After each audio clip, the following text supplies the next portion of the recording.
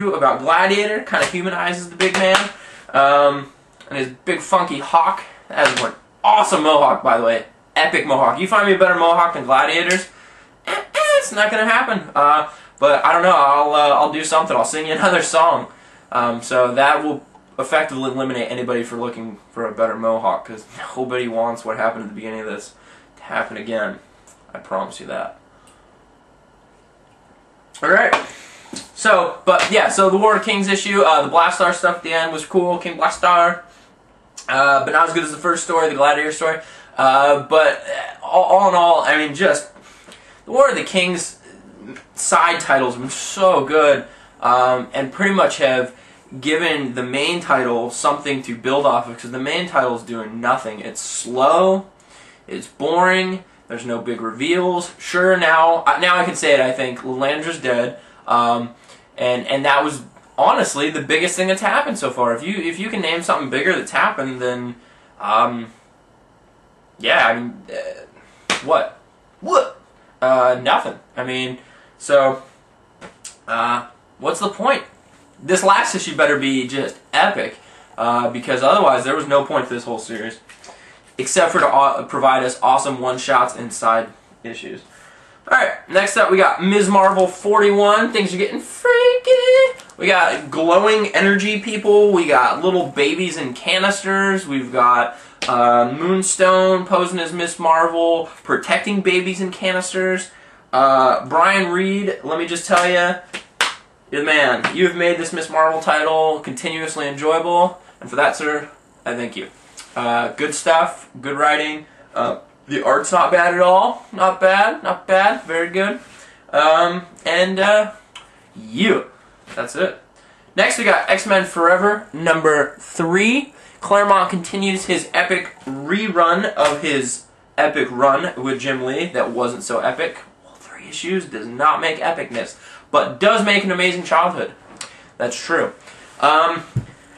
So I've been enjoying it because, like I said, it does kind of continue off where I picked up as a child, and subsequently I continued picking up just because Claremont left. I did not leave. I didn't know the difference when I was in 4th grade. The X-Men then just blew up for me with the cartoon and everything, and they continue to blow up. But going back and seeing those 90s costumes designed by Jim Lee, and seeing Claremont go in a direction with it where maybe he can tie up some things that he was building to, I'm loving it. I'm not going to lie. Absolutely loving it. It's got that 90s feel, which in the 90s, late 90s, early 2000s, people would complain and say, "Oh, the 90s feel suck. 90s comics blew." You're full of shit. 90s comics did not suck. I grew up on 90s comics, alright?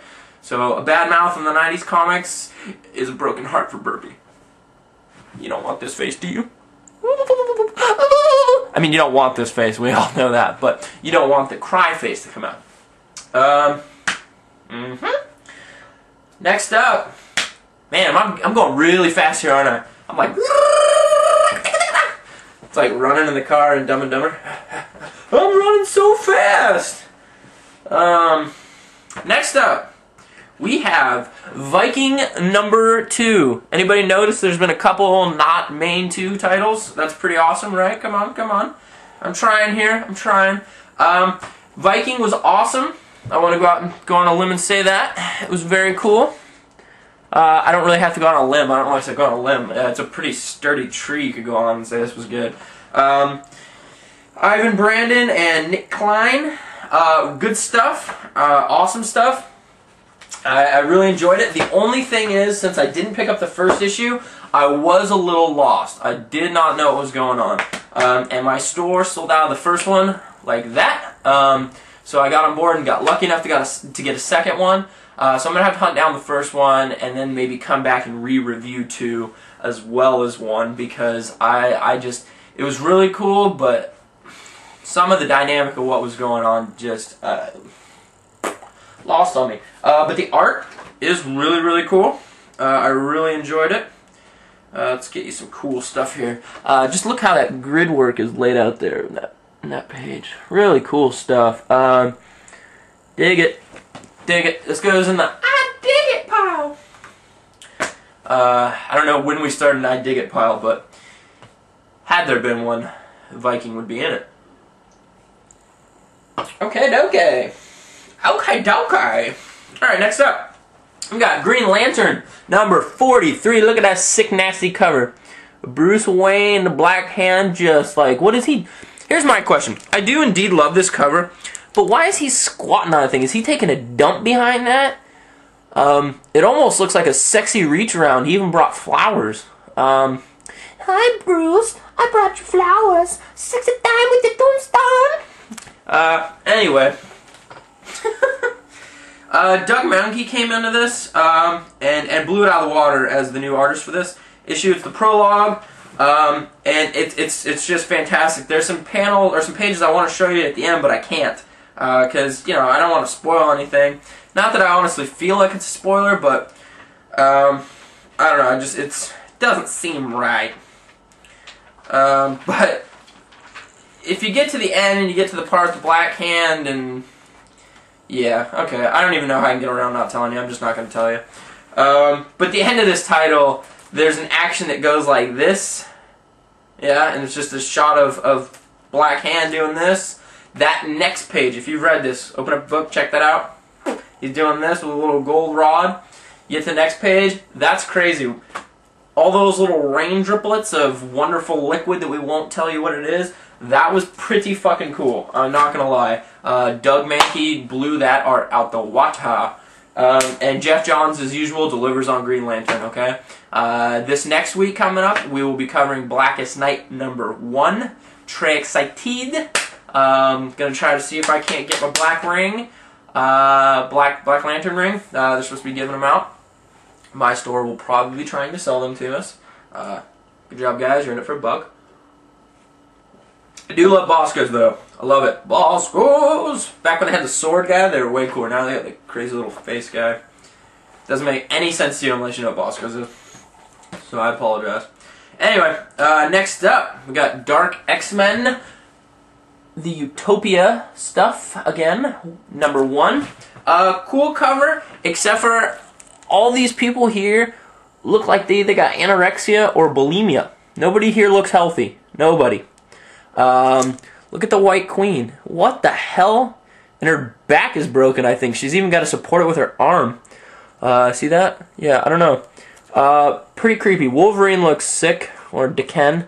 But everybody else just looks sick, like, gotta lose weight sick. Good stuff. We got some characterization for some characters. Who do we get to see in this one? We got Namor. Mimic was cool. Dark Beast and kind of his reasoning for joining the team. All in all, I'd say this is pretty solid. Excited to see who else is covered in 2 and 3. I'm sure we'll get Cloak and Dagger, which I think everybody will like. A lot of people clamor to see more Cloak and Dagger, and we rarely see it. So, we're going to get it. Next up, we have World of New Krypton number 5. Alright. And you're all saying, oh great, he's going to rail this one again. He doesn't like it. We get it. First, let me start with a positive comment. I do like this cover. I really do. It's cool. It's very non-dynamic, I guess, but in its simplicity, it's pretty cool. I don't know how well it really works for a cover as much as it is just a beautiful piece of art. Definitely sums up what's inside the book. You got Superman on trial for treason. The end of the book, didn't see it coming. Didn't see it coming at all. If it sticks, whoa, good job, guys. You've got me on board now, because now we've taken a twist in this title in issue 5, halfway through it, that really kind of turns the whole thing on its ear and puts everybody in a new position. Okay, so if you're not picking up World of Krypton, New Krypton, because I said it sucked, you're probably okay not picking up the earlier stuff, but if you start from this issue, might be a good time to start. Pretty cool. What do you guys think? Anybody reading World of New Krypton? Or as I've seen it described by James Robinson on Twitter, Wonk. World of New Kryptonite. Wonk. I like that. So, not bad issue if you do say so. Alright, next up we got Amazing Spider-Man.